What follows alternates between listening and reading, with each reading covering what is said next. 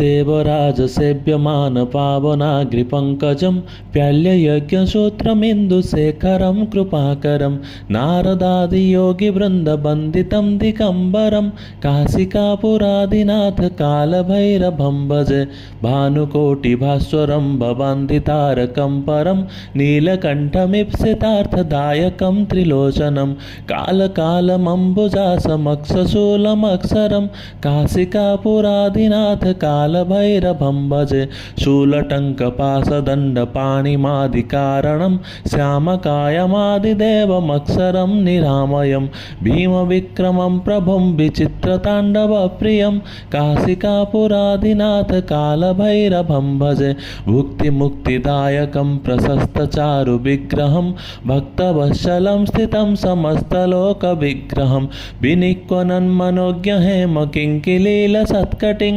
काशिकापुरादिनाथ कालभैरवं भजे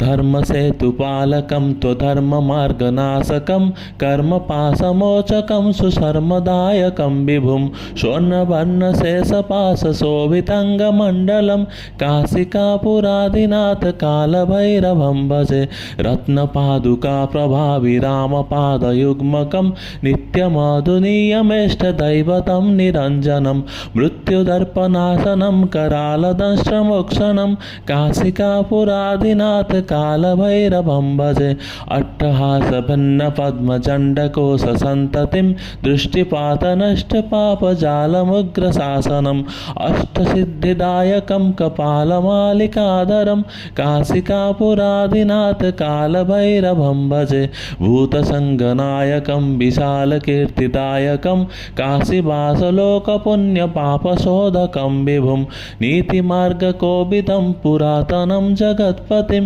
काशिकापुरादिनाथ कालभैरवं भजे कालभैरवाष्टकं पठन्ति ये मनोहरं ज्ञानमुक्तिसाधनं विचित्रपुण्यवर्धनं शोकमोहदैन्यलोभकोपतापनाशनं प्रान्तिकालभैरवाग्नि पठन्ति ये नराध्रुवम्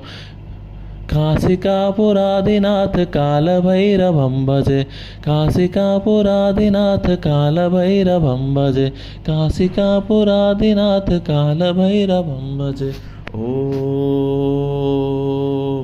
नमः शिवाय।